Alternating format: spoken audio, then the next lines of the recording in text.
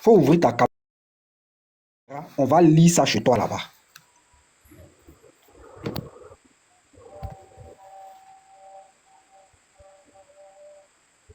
Voilà, tu peux te démuter et puis tu commences à lire. Ouais, moi, je ne sais pas. Vous êtes là, vous souhaitez. Au moment où ils se joignent aux coalisés, ils ne font pas partie des coalisés. Tu viens d'intégrer l'équipe du Barça, tu dis que tu n'es pas dans l'équipe du Barça. Le prophète, qu'Allah le bénisse et le salue, alayhi salatu wassalam, ordonna alors de creuser des tranchées où des hommes de Bani Kouraïda furent enterrés après leur exécution. Leur nombre variait entre 700 et 800. Leur famille fut prise en captivité et leurs biens confisqués. Les Juifs de cette époque s'étaient réfugiés dans la citadelle et forteresse. Et Dieu dit à leur égard, ils vont citer maintenant le verset 26, Allah chassa de leur citadelle les gens d'écriture venus en aide aux coalisés. Ils étaient les Bani Kouraïda qui faisaient partie des Juifs dont leurs ancêtres avaient habité le Hijaz. Voulant, ici même encore tu te plantes, tu dis que c'est pas des Juifs. C'est pas des Juifs, c'est quoi? Les Juifs sont allés se réfugier en Médine. Ils ont atteint même, c'est l'un des endroits où ils ont atteint pour la première fois les âges d'or. Ils ont duré là-bas que la plupart des endroits où ils sont allés se réfugier quand ils ont été dispersés. Voulant par leur présence obéir au prophète qui fut mentionné dans leur passage. Je suis de passage, laissez-moi lire. Laissez-moi lire. Non, mais tu as fait un commentaire. Vous dites de lire. Non, si tu fais un commentaire, est-ce que c'est faux? Si c'est faux, après tu viens me... Tu as fait... Oh, non, c'est pourquoi je... Non, remets le test, il ne faut pas cacher. Mets le test, Voici ça. C'est le commentaire que tu as fait. Quand tu étais en train de lire, je ne me suis pas démuté. Quand tu lisais, je ne me suis pas démuté. C'est le commentaire que tu as fait. Quand Scanner lisait, puis il a fait un commentaire, est-ce que tu l'as coupé? Est-ce que tu l'as coupé? Oh, regarde, on va faire Scanner lisait... Est-ce que quand Scanner lisait et puis il a mis le commentaire, est-ce que tu l'as coupé? Isaac, on va faire simple. Scanner laisse. Isaac, on va faire simple. Relis la dernière partie là. Relis la dernière partie que tu as Allah chassa de leur citadelle les gens d'écriture venus en aide aux coalisés. Ils étaient les Bani Kouraïda qui faisaient partie des Juifs. Non, explique-moi ça. Ils étaient les Bani Kouraïda qui faisaient partie des Juifs. Ça veut dire quoi? Oui, ils étaient des Juifs. C'est une tribu juive qui habitait à Médine. C'est une tribu juive qui habitait à Médine. C'est ce qu'on est en train de te dire, mon frère. C'est aussi simple que ça. Qui faisaient partie des Juifs dont leurs ancêtres avaient habité le Hijaz, voulant par leur présence obéir au prophète qui fut mentionné dans le Pentateuque. Mais ceux-là ont agi autrement en secourant les coalisés contre les musulmans, eux violant le pacte conclu avec le prophète alayhi salatu wassalam.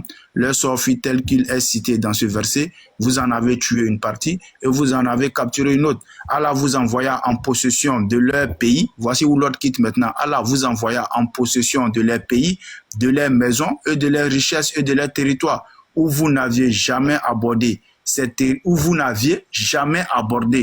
territoires signifient Kaïba ou la Mecque ou les pays de la Perse et des Romains, selon les différents dits des exégèses. Allah est tout puissant et fait ce qu'il veut. Voilà où est partie l'expédition. Maintenant, jusque-là, est-ce que le texte a dit que les Juifs ont attaqué en premier? C'est-à-dire, on a lu jusqu'on s'est arrêté quelque part. Est-ce que le texte venait allons doucement, s'il te plaît. Est-ce que le texte qu'on vient de lire, là où on s'est arrêté, est-ce que le texte dit que les Juifs ont attaqué en premier? Les musulmans. Ouais, ils ont aidé les coalisés là. Ils ont aidé les coalisés en faisant quoi? Je ne parle pas d'aide. Je ne parle pas d'aide. J'ai dit, est-ce que ce qu'on venait de lire là, ça nous a dit que ce sont les Juifs qui ont attaqué les musulmans en premier? Je ne parle pas de qui a aidé qui. Honnêtement. Voilà. Honnêtement, attaqué dans quel sens? Dans le sens où ils ont attaqué les musulmans. Pourquoi? Parce qu'ils ont fait une alliance avec les Mécois qui devraient venir affronter. Laisse-moi expliquer aussi. Non, pasteur. Non. Mais attends, non, on n'est pas grave. Mais c'est comme ça que vous faites avec Kombena. Après, vous dites non, Kombena, il... On dit, voilà. Est-ce que ce qu'on vient de lire là montre que ce sont les Juifs qui ont attaqué en premier les musulmans? Voici la question. Qui a attaqué qui en premier? Avec ce qu'on vient de lire là, qui a attaqué? J'ai dit, est-ce que le texte dit que qui a attaqué? Moi, j'ai dit ce sont les Juifs. Toi, tu dis c'est pas les Juifs. Qui a attaqué qui? Dans le texte, il n'est pas écrit que les Juifs sont attaqués les musulmans. Les Juifs ont fait un choix. Attends, dans ce test, on voit que les Juifs ont fait un choix. Ils ont donné leur approbation aux coalisés. Mais les Juifs ne sont pas levés pour aller attaquer les musulmans. Soyons honnêtes, les Juifs ont fait un choix. C'est comme toi et toi, Isaac, tu es en train de faire palabre avec Uniboy. Moi, je fais mon choix. J'ai dit, je soutiens Uniboy. Voilà ce que les Juifs ont fait. C'est ce qui est écrit. Mais dire que les Juifs se sont levés pour aller attaquer les musulmans, ce n'est pas vrai. Mais ils ont fait un choix. Mais pourquoi ils ont choisi les autres là? Quel était le pacte entre eux et puis Mohamed? La clause du pacte. Mohamed était un homme politique. Attends, je viens. Il était un homme politique ou bien était un homme religieux pour faire des pactes avec les gens. C'est ce qu'on ne comprend pas. Il est prophète ou bien il est venu faire. C'est un politicien pour faire des pactes avec tant. Il est venu prêcher la parole de Dieu ou bien il est venu faire quoi? On ne comprend pas. Que Mohamed avait menti que c'est lui qui était le prophète dans la Torah et eux, ils n'étaient pas d'accord pour ça. Voilà, dans le même tafsir, hein. Le pacte n'était pas guerre, hein. C'est Mohamed qui a menti sur leur source. Eux ne sont pas d'accord pour ça. Mohamed a décidé de les tuer. Et lisez le tafsir là. Ça y est devant vous. Non, toi, tu as toujours... Voilà, moi, je vais poser une question. Parce que, Isaac, est-ce que l'islam, pour toi, l'islam était-il en légitime défense? L'islam était-il en légitime défense? Ouais, l'islam, le prophète Mohammed, il a été toujours en légitime défense, toujours. Qu'est-ce que c'est que la légitime défense? Regarde. Qu'est-ce que c'est que la légitime défense? Oui, la légitime défense, elle peut s'exprimer sur plusieurs axes. Par exemple, on vient m'attaquer et je me défends, ça fait un. Par exemple, j'apprends qu'il y a une armée qui se prépare pour venir me combattre. Je vais anticiper le combat. Ça aussi, c'est une légitime défense.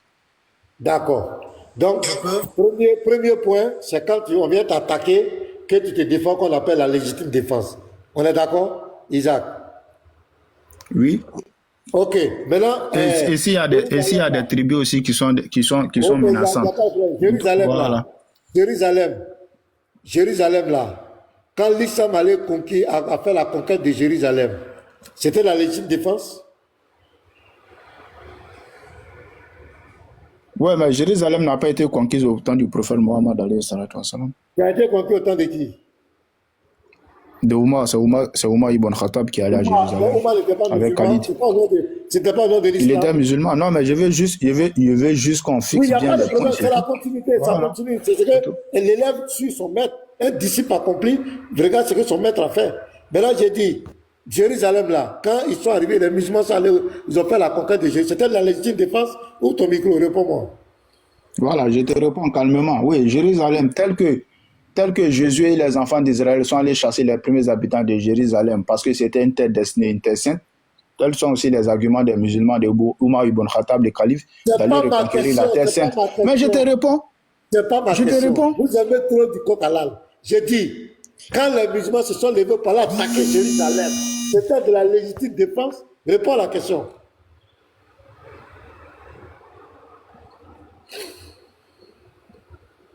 Isaac, ouvre ton micro, réponds ici. Kao, légitime défense. Il est capable de te dire que c'est légitime défense. Parce que les musulmans, là, il y a ce qu'ils appellent légitime défense. Parce que pour eux, quand toi tu attaques, pour eux, là, c'est celui qui attaque qui est la légitime défense. Pour les musulmans, c'est ça. Ça va me faire rire. En tout cas, ils sont capables, on a tout entendu ici aujourd'hui là. Oui, ça. Ok, je vais lire quelque chose, vous allez voir. Vas-y. Vraiment, c'est grave. C'est grave, hein? C'est très grave. Ça, c'est ça. Ça, c'est ça. Bonsoir. On va saluer Sirama, Yeshua, puis tu continues. Okay. Sirama, bonsoir. Yeshua, vas-y. Bonsoir, pasteur. Ouais, désolé, pasteur, j'avais reçu un appel, désolé. D'accord, c'est Yeshua qui a la parole maintenant. Donc, la sourate que lui-même il a lu, hein, et vous allez voir ce qui est écrit. Il a dit que Scanner est vraiment de Dieu. Les gens du livre partisans des coalisés qui sont cités ici sont les Banu Quraïda. Nous avons déjà mentionné que ces gens-là avaient violé le pacte scellé avec le messager d'Allah. Ils ont failli à leur engagement, suite à l'intervention de qui ici là, qui déploya d'énormes efforts pour rassembler les associants en vue de combattre et anéantir Mohamed et ses compagnons. Ce sujet a été traité en détail avec des preuves dans les hadiths, dans l'ouvrage de la Sira. C'est-à-dire la Sira, elle est là. Hein? Ok. Donc aussi, louange à Allah. On dit maintenant, il a fait descendre de leur forteresse ceux des gens du livre qui avaient soutenu les coalisés. Explication. Les gens du livre dont il s'agit ici sont les Banu Quraïda qui, pasteur, ont soutenu les coalisés dont les ancêtres étaient des Juifs parmi les fils d'Israël, installés au Hijaz. Dans l'attente de l'avènement du prophète annoncé dans les livres, c'est-à-dire les gens là sont partis à Hijaz, ils sont partis dormir là-bas, ils attendaient la révélation. C'est-à-dire, on les avait informés par Bluetooth que la révélation va arriver ici au Hijaz, donc dormez ici là, ça va arriver. Quand tu parles du Pentateuque, tu nous parles de Bluetooth. Dis ce qui est là. S'il te plaît, quand tu parlais, tu m'as entendu. Est-ce qu'elle était coupée une seule fois? Non. Donc, attends, pasteur, moi, je dois aller prendre mes médicaments, s'il vous plaît, monsieur. Je dois aller prendre mes médicaments. Non, laisse-moi lire le texte. Laisse-moi lire le texte. Ouais. Si tu vas aller à la pharmacie, vas-y, il faut te muter. Il ne faut pas venir emmerder les gens ici. Vas-y, prendre les médicaments. C'est maintenant que tu as vu que tu dois aller chercher les médicaments. Quand tu étais là, tu ne partais pas les chercher. La Torah et l'évangile. Il a dit que c'est seulement la Torah, c'est pas l'évangile ici. Vraiment, les gens là sont dans une cacophonie incroyable. Il a dit qu'on parle de la Torah, est-ce qu'on parle de l'évangile? C'est pas l'évangile ici. Vraiment de Dieu. L'avènement des prophètes annoncés dans les livres, la Torah et l'évangile. À ce propos, Allah dit, quand dans leur vint cela, même qu'ils reconnaissaient, ils refusaient d'y croire. C'est-à-dire, ils ont refusé Mohamed. Et c'est ce que, on l'appelle comment? Scanner, voilà. C'est ce que Scanner était en train de dire. Ils ont refusé. Ils ont dit qu'ils n'acceptent pas Mohamed. Voilà. On dit que la malédiction d'Allah soit sur eux. Juste parce qu'ils ont dit qu'ils n'acceptent pas Mohamed. Déclaration une fois. Que la malédiction d'Allah soit sur eux. On dit maintenant. Donc Yeshua, attends. Yeshua. Oui. Donc la vraie base même de cette haine par rapport aux Juifs et aux chrétiens, c'est parce qu'on ne le reconnaît pas. Oui. Et c'est ça le pacte qu'ils ont. C'est ça la vraie base. Oui. C'est pour cela, depuis vous le demandez le pacte, ils ne parlent pas. C'est pourquoi ils nous combattent. Si tu as remarqué, toi et le pasteur, vous l'avez demandé, où est le pacte? Le pacte, c'est quoi? Il ne vous dit pas de quel pacte il s'agit. Il tourne toujours. Il tourne, non, il part à gauche, il part à droite. Le pacte, c'est quoi? Quel était le pacte? Le pacte, c'est quoi? Ok.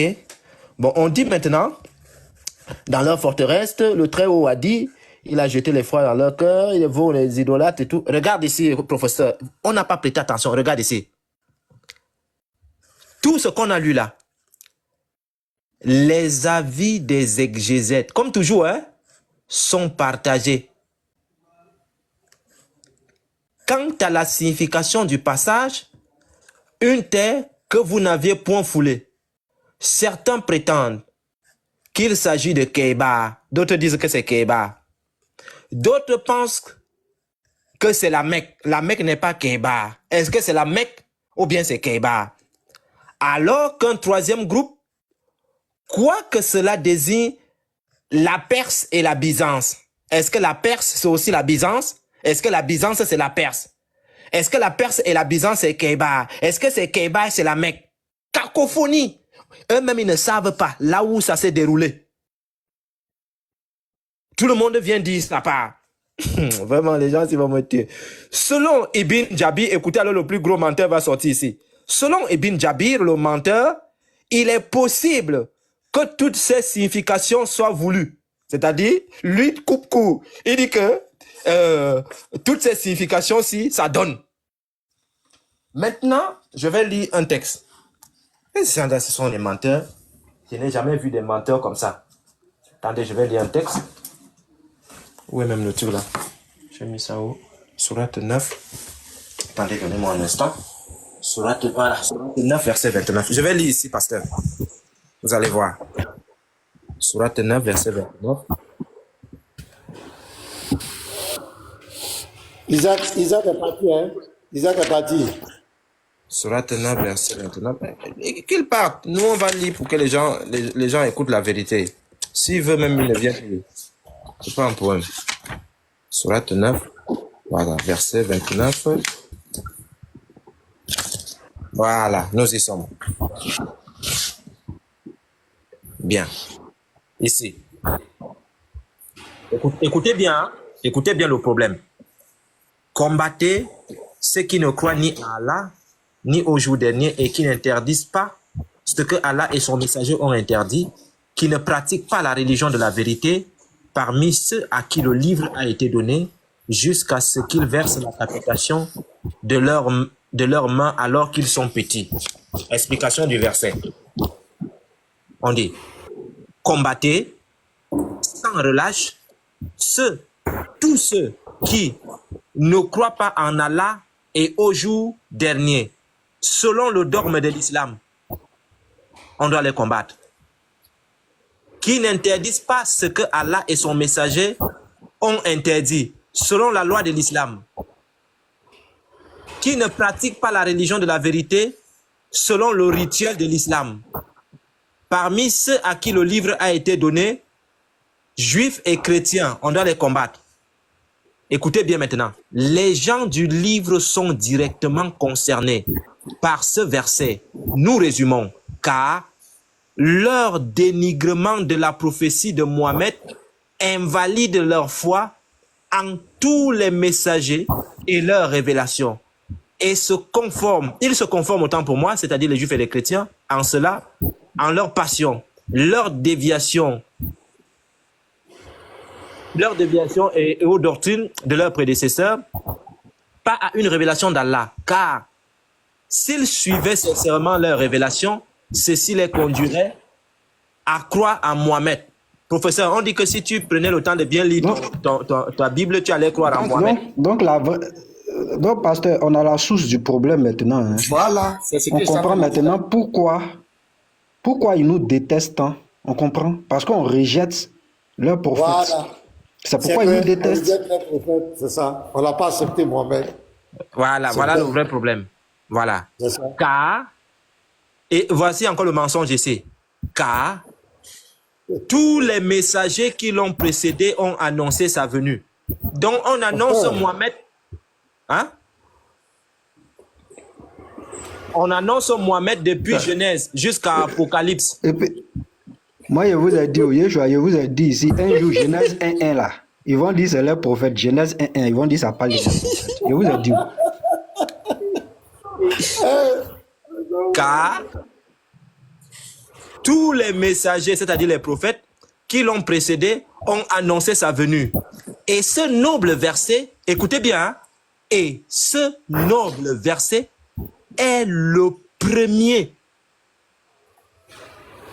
à ordonner aux musulmans de combattre, de le lait est c'est clair pour les chrétiens et les juifs. Parce qu'ils ont refusé... Montre-moi le livre là, s'il te plaît, montre-moi le livre là. Il doit passer ma commande. C'est le tafsir. Voilà, il doit passer la commande. Voilà. C'est ça? Donc, voilà, c'est pour cela qu'il disait à l'autre que frère, on mijote un peu. Et il a menti. Donc, il dit, et ce noble verset est le premier à ordonner aux musulmans de les combattre. Pourquoi? Parce qu'ils ont refusé la prophétie de Mohammed, parce qu'ils ont invalidé la prophétie de Mohammed. C'est tout. Ceci. Donc l'opportunité est donnée aux musulmans aujourd'hui, hein, qu'ils viennent nous montrer cette prophétie-là. L'opportunité leur est donnée. Parce que le pasteur doit accepter leur prophète pour ne plus qu'on le combatte. Donc vous allez nous montrer cette prophétie-là. Maintenant, papa professeur, le combat ici, ce que eux ils appellent combat là, c'est pas ce même combat que Mohammed. Hein. Le combat de Mohammed, c'est que quand tu refuses de devenir musulman, ou bien que tu n'acceptes pas que lui il est prophète, lui il doit te tuer. Maintenant, le combat des juifs, des chrétiens et des Banu Quraïzit, tous ces associateurs là, qu'ils ne reconnaissent pas Mohammed en tant que prophète. Voilà le combat. Eux, voilà leur combat. Eux, ils n'acceptent pas Mohammed. Maintenant, Mohammed, à son tour, c'est clair. Eux, ils disent que non. Si vous n'acceptez pas, moi, je vais vous tuer. Voilà pourquoi eux, ils appellent ça combat. Des mécréants comme ça. Donc, ils disent ceci. Ils disent, et ce noble verset est le premier à ordonner aux musulmans de les combattre parce qu'ils ont refusé la révélation de Mohammed. Ceci, après que ce soit extompé, les difficultés avec les idolâtres ou à la Mecque. C'est pour cela que Kobena, quand vous êtes avec eux, quand ils prennent la sourate 9, verset 1, 2, 3, 4, 5, 6, là-bas, c'est encore à la Mecque où Mohammed est en train de combattre avec les idolâtres. Mais à partir du verset de la sourate 9, verset 29, c'est là où on appelle Allah, puisqu'il a déjà damé le pion à tous ces idolâtres de la Mecque, maintenant il va donc décider de poursuivre sa conquête et d'attaquer les chrétiens et les juifs. Voilà pourquoi ici on dit, ce noble verset est le premier à ordonner aux musulmans de les combattre. Ceci, après que ce soit extompé, les difficultés avec les idolâtres, que les gens soient entrés en masse dans la religion d'Allah et que l'islam est prédominé dans la péninsule arabique, c'est-à-dire la péninsule arabique est dominée. Maintenant, on continue ici. Oui, pasteur. Oui, pasteur. Pardonnez les frères, je vais prier pour un malade là, c'est un peu urgent, donc je serai obligé d'arrêter là. Je vous demande pardon. D'accord, pasteur, il n'y a pas de... Les frères sont déjà venus même, je dois partir. Je vous demande pardon. Voilà, ils vont ouvrir notre live. Je ne sais pas si tu peux lancer. Désolé, pasteur, c'était pour... Vraiment, désolé. Non, il n'y a pas de désolé, 400 personnes. Voilà, je dois lancer. Je crois que tu peux lancer, mais c'est pas qui va lancer. Non, peut-être le soir, pasteur, si j'ai le temps. Peut-être le soir. Maintenant, non. Quelqu'un l'a qu'à lancer. C'est urgent, les frères sont déjà là, donc je vais vous laisser. Je vous demande pardon, c'est ça, le lycée pastoral là.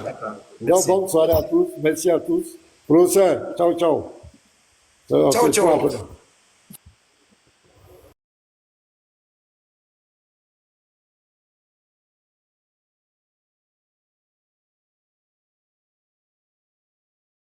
Le 25 décembre, là, vous dites que c'est la fête du fils de